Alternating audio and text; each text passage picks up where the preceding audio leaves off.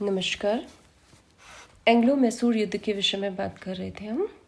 प्रथम एंग्लो मैसूर युद्ध के कुछ कारणों की चर्चा हम कर रहे थे कि किस प्रकार से हैदर अली की फ्रांसीसियों के साथ में मित्रता थी जो अंग्रेज़ों को अपने खिलाफ लगती थी। इसी प्रकार से हैदर अली के द्वारा कुछ इम्पोर्टेंट शक्तियों को अपने यहाँ पर शरण दी गई थी जो अंग्रेज़ों के शत्रु थे। इसी दौरान हैदर अली ने जो मलाबार के क्षेत्र पर आक्रमण कर दिया था जो कि अंग्रेज़ों का मित्र था। तो इस तरह के बहुत से कारण थे जिसकी वजह से हैदर अली और अंग्रेज़ों के संबंध जो थे वो खराब होने के कगार पर पहुंच गए थे। फर्स्ट एंग्लो मैसूर युद्ध जो है इसका जो प्रारंभ है 1767 में प्रारंभ हो गया था।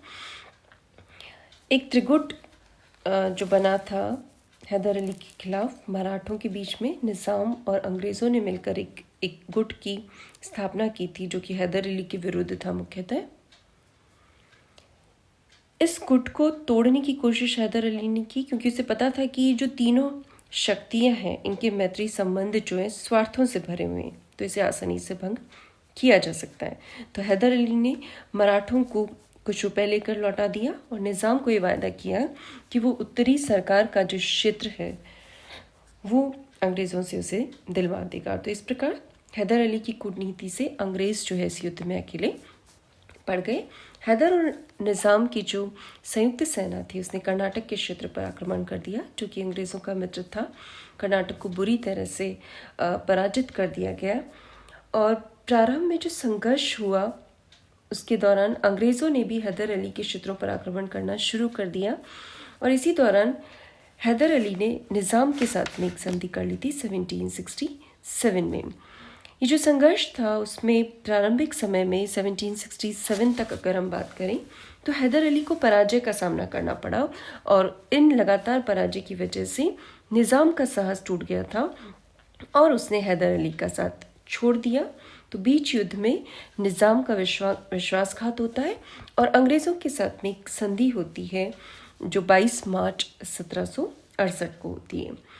इस संधि के तहत निज़ाम ने मैसूर पर हैदर अली के अधिकार को स्वीकार नहीं किया। साथ ही साथ उसने मैसूर की दीवानी अंग्रेज़ों को मिल जाएगी इस युद्ध में विजय के पश्चात इस बात को भी एक्सेप्ट कर लिया। लेकिन हैदर अली ने अपना विश्वास नहीं खोया और उसे निरंतर अंग्रेज़ों से युद्ध करते हुए सफलता प्राप्त की। उसने मंगलौर पर अधिकार किया, कावेरी पट्टनम दुर्ग पर अधिकार कर लिया और मार्च 1769 तक आते आते उसने मद्रास पर भी आक्रमण कर लिया। अंग्रेज़ों को जो निरंतर पराजय मिली तो इन निराशाजनक स्थितियों में अंग्रेज़ों को एक संधि करने पर बाध्य होना पड़ा। तो ये जो संधि थी उसका नाम था मद्रास की संधि जो कि 4 अप्रैल 1769 को हुई थी। 4 अप्रैल 1769 को अंग्रेज़ों और मैसूर के बीच में मद्रास की संधि की गई। इस संधि के तहत ये निश्चित किया गया कि दोनों पक्ष एक दूसरे के जीते हुए प्रदेश लौटा देंगे।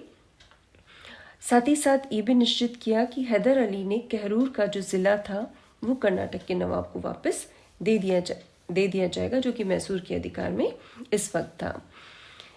एक बात ये निश्चित की गई कि अंग्रेज़ों ने ये निश्चय किया कि वो हैदर अली को सहायता प्रदान करेंगे जब भी बाह्य आक्रमण या इस तरह को कोई भी अवसर उपस्थित होगा।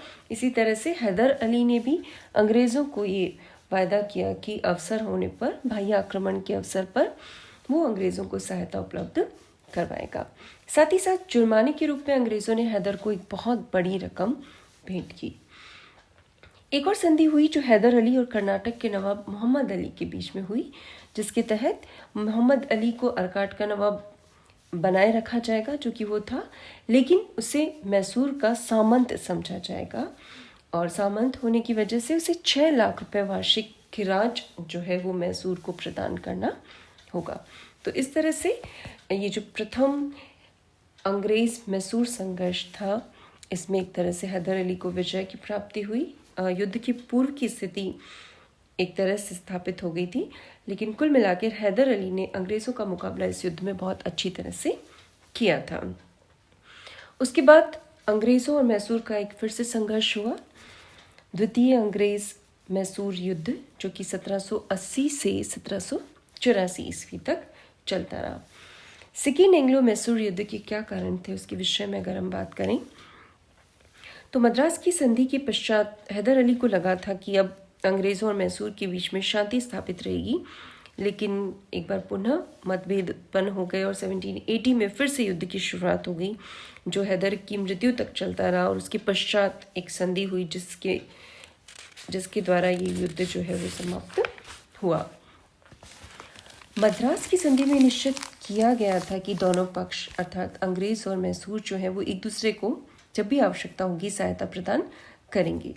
लेकिन जब पेशवा माधवराव प्रथम ने 1771-72 में मैसूर के राज्य पर आक्रमण किया तो अंग्रेज़ों ने हैदर अली को कोई भी सहायता प्रदान नहीं की। तो यहाँ से अंग्रेज़ों और हैदर अली के संबंध जो है वो फिर से खराब होने शुरू हो गए। इसी के साथ साथ कर्नाटक का जो नवाब था मोहम्मद अली, जो कि अंग्रेज़ों का मित्र था, वो भी अंग्रेज़ों से किसी बात पर नाराज़ हो गया। अंग्रेज़ों की शोषण की वजह से उसने हैदर अली के साथ में एक संधि कर ली जो कि अंग्रेज़ों के विरुद्ध थी। इसी प्रकार इस समय अमेरिका में स्वतंत्रता संघर्ष चल रहा था और उसकी प्रेरणा से भारत में भी अंग्रेज़ और फ्रांसीसी जो एक दूसरे के विरुद्ध थे, उनके बीच में भी युद्ध की स्थिति उत्पन्न हो गई थी। इसी युद्ध के दौरान अंग्रेज़ों ने 19 मार्च 1779 को माही, एक स्थान है जो मलाबार तट पर स्थित है, जो कि फ्रांसीसियों के अधिकार में था, को अपने अधिकार क्षेत्र के अंतर्गत कर लिया। मलाबार का जो क्षेत्र है वो हैदर अली के अधिकार में था और इस नाते माही के क्षेत्र को भी हैदर अली अपने राज्य का एक अंग समझता था। इसलिए हैदर अली ने अंग्रेज़ों को माही खाली करने को कहा, लेकिन अंग्रेज़ों ने इनकार कर दिया और अंग्रेज़ों की इस नीति से हैदर अली बहुत ज़्यादा असंतुष्ट हो गया। इसी प्रकार अंग्रेज़ों का मराठों के साथ इस समय संघर्ष चल रहा था। अंग्रेज़ मराठा संघर्ष भी इस समय चल रहा था और हैदराबाद के निज़ाम के साथ भी अंग्रेज़ों के संबंध बहुत ज़्यादा अच्छे नहीं थे। इसलिए हैदर ने मराठों और निज़ाम को अपनी ओर मिलाने की कोशिश की और अंग्रेज़ों के विरुद्ध युद्ध की घोषणा कर दी। एक और कारण था गुंटूर की जागीर को लेकर जो निज़ाम थे हैदराबाद के, उनके साथ में अंग्रेज़ों के संबंध खराब हो गए थे। अंग्रेज़ों ने बाला सत जंग जो थे उनके पास में गुंटूर की जागीर थी, जो कि निज़ाम के भाई थे और यहाँ के जागीरदार थे। बाला सत जंग और फ्रांसीसियों के बीच में बहुत अच्छे संबंध थे जो अंग्रेज़ों को पसंद नहीं थे। इसलिए अंग्रेज़ों ने गुंटूर के जागीरदार बाला सत जंग पर दबाव डाला कि वे गुंटूर का प्रदेश उन्हें सौंप दें। इस पर बाला सत जंग ने कहा कि अंग्रेज़ अपनी सेना भेजकर गुंटूर पर अधिकार कर लें। गुंटूर का जो क्षेत्र था, जो रास्ता था, वो हैदर और निज़ाम के राज्यों से होकर जाता था। अंग्रेज़ों ने बिना हैदर और निज़ाम की अनुमति के उनके राज्यों में सेनाएं भेज दी और ये जो क्षेत्र था गुंटूर का क्षेत्र, उसको अपने अधिकार के अंतर्गत कर लिया। तो इस गुंटूर की जागीर को लेकर निज़ाम और हैदर अली के जो निज़ाम और अंग्रेज़ों के जो संबंध थे वो पूरी तरह से ख़राब हो गए। निज़ाम और हैदर अली इस कार्रवाई से पूरी तरह से अंग्रेज़ों से नाराज़ हो गए। तो इन सब परिस्थितियों में अंग्रेज़ों और मैसूर के मध्य फिर से संघर्ष की स्थिति बनी, लेकिन युद्ध के दौरान ही कर्नाटक का नवाब फिर से अंग्रेज़ों से मिल गया। इसलिए हैदर अली ने मई 1780 में कर्नाटक पर फिर से आक्रमण किया। हैदर अली ने अर्काट के किले को जीत लिया, अर्काट के नगर पर पूरी तरह से अधिकार कर लिया। दिसंबर 1780 तक आते आते अंग्रेज़ों की स्थिति जो थी इस समय तक बहुत ज़्यादा ख़राब स्थिति में पहुंच गए थे। इसके पश्चात अंग्रेज़ों की मराठों से जो सालबाई की संधि हो गई थी, उसकी वजह से मराठों ने अब हैदर अली को सैनिक सहायता देना बंद कर दिया था। इसी तरह से अंग्रेज़ों ने निज़ाम को गुंटूर का प्रदेश देकर स्त्रीगुट को पूरी तरह से ख़त्म कर दिया। इसी युद्ध के दौरान हैदर अली की, जब ये युद्ध चल ही रहा था, 7 दिसंबर 1782 को इस युद्ध के दौरान हैदर अली की मृत्यु हो जाती है। उसके पश्चात भी ये युद्ध चलता रहता है। हैदर अली के उत्तराधिकारी थे टीपू सुल्तान। उनके समय में ये युद्ध चलता रहा। ये युद्ध 1784 तक चलता रहा। किसी भी तरह से हार जीत का निर्णय दोनों शक्तियों के बीच में नहीं हो पाया। इसी दौरान इंग्लैंड और फ्रांस के बीच में एक संधि हो चुकी थी 1783 में, और अब टीपू सुल्तान को फ्रांसीसियों से भी किसी प्रकार की सहायता उपलब्ध नहीं हो रही थी। तो ऐसी स्थिति में टीपू और अंग्रेज़ों के बीच में एक संधि संपन्न हुई। इस युद्ध को समाप्त करने के लिए चूँकि मद्रास की जो काउंसिल थी उसके पास भी आर्थिक संसाधन जो थे उसकी बहुत ज़्यादा कमी हो गई थी, इसलिए अंग्रेज़ भी संधि करने के लिए उत्सुक हो गए थे। टीपू सुल्तान भी संधि के लिए तैयार था। तो अंततः 7 मार्च 1784 को मंगलौर की संधि के साथ में ये द्वितीय अंग्रेज़ मैसूर संघर्ष समाप्त हुआ, जिसके तहत दोनों पक्षों ने जीते हुए प्रदेश एक दूसरे को लौटा दिए, एक दूसरे की युद्धबंदी लौटा दिए गए और अंग्रेज़ों ने आश्वासन दिया कि वो मैसूर के साथ में मैत्रीपूर्ण व्यवहार करेंगे और संकट के समय मैसूर की सहायता करेंगे। हालांकि गवर्नर जनरल वॉरेन हेस्टिंग्स इस समझौते से संतुष्ट नहीं थे, लेकिन मद्रास सरकार चाहती थी कि एक समझौता हो जाए। इसकी वजह से ये संधि जो है उनको एक्सेप्ट करनी पड़ी। तो इस तरह से सेकेंड एंग्लो मैसूर युद्ध का समापन हुआ बिना किसी निर्णय के टीपू सुल्तान के समय में।